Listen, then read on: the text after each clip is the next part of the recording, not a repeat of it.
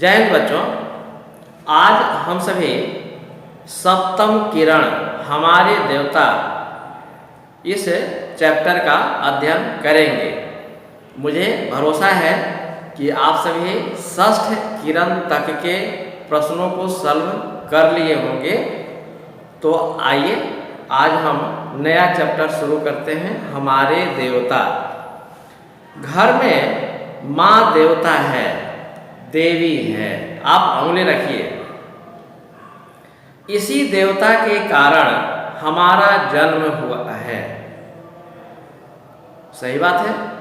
घर में माँ होती है तो वह देवता है, वह देवी है।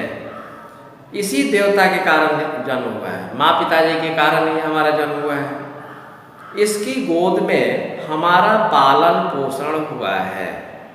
पालन पोषण यानी कि अभी तक हम सभी बड़े हो रहे हैं तो हमारा पोषण हो रहा है। तो यह किसके द्वारा हो रहा है? माँ पिताजी के द्वारा हो रहा है। इसीलिए यहाँ पर कहा जा रहा है इसकी गोद में हमारा पालन पोषण हुआ है। इसने उंगली पकड़कर हमें चलना सिखाया है। सही बात है। माँ पिताजी ने हमें चलना सिखाया है। अन्यथा जब हम जन्म लिए थे उस समय चलना भी नहीं जानते थे। बोलना सिखाया है क्योंकि हम बोलना नहीं जानते थे। वह प्रातः सायं दूध रोटी खिलाती है ना। आप भी खाते होंगे। इसके आंचल की छाया में हमारे रोग भाग जाते हैं। आप कितने भी कष्ट में हो, लेकिन माँ जब आपको अपने गोद में बैठाती है और आपको अपने हाथ से खिलाती है तो कितना आनंददायक क्षण होता है। इसीलिए यहाँ पर है लिखा हुआ, इसके आंचल की छाया में हमारे रोग भाग जाते हैं। वह होली के दिन हमारे ललाट पर रोली चंदन लगा देती है। आपकी भी माँ लगाती होगी। हम फूल के समान खिल उठते हैं, यानी कि खुश हो जाते हैं। इसीलिए राम ने कहा था माँ स्वर्ग से बड़ी है। राम कौन? वो रामायण वाले राम, हमारे मर्यादा पुरुषोत्तम राम। माता प्रथम देवता है। अब तक तो आप जान गए होंगे कि माता को प्रथम देवता क्यों कहते हैं। क्योंकि माता के चलते ही हमारा जन्म हुआ है। उन्होंने हमको चलना सिखलाया है, उन्होंने हमको बोलना सिखलाया है।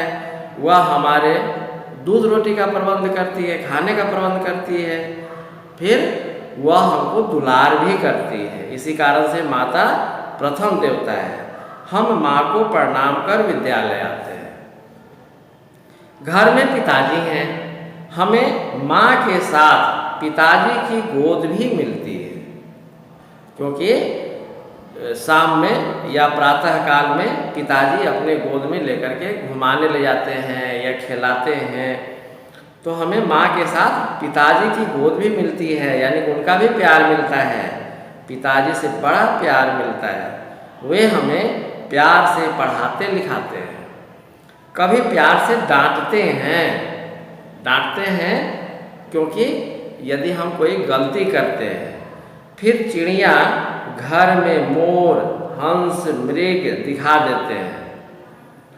वे हमारे लिए दूध रोटी और फल मिठाई लाते हैं, क्योंकि आपकी माँ जो आपको दूध रोटी खिलाती है या और भी कुछ खाने को देती है या कोई मिठाई देती है, वह वास्तव में आपके पिताजी लाते हैं। इसीलिए यहाँ लिखा हुआ है वे हमारे लिए, यानी कि पिताजी हमारे लिए दूध रोटी और फल मिठाई लाते हैं।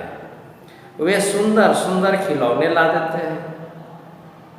दशहरा दिवाली पर वे अच्छे अच्छे कपड़े बनवा देते हैं। एक बार वे मेले से थैली लेकर आए। हम थैली में ही पुस्तक रखकर विद्यालय आते हैं। हम उन्हें प्रणाम कर पढ़ने आते हैं।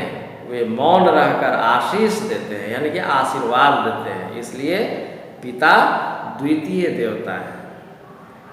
तो इस प्रकार से माँ प्रथम देवता है और पिताजी हमारे दूसरे देवता हैं, द्वितीय देवता हैं।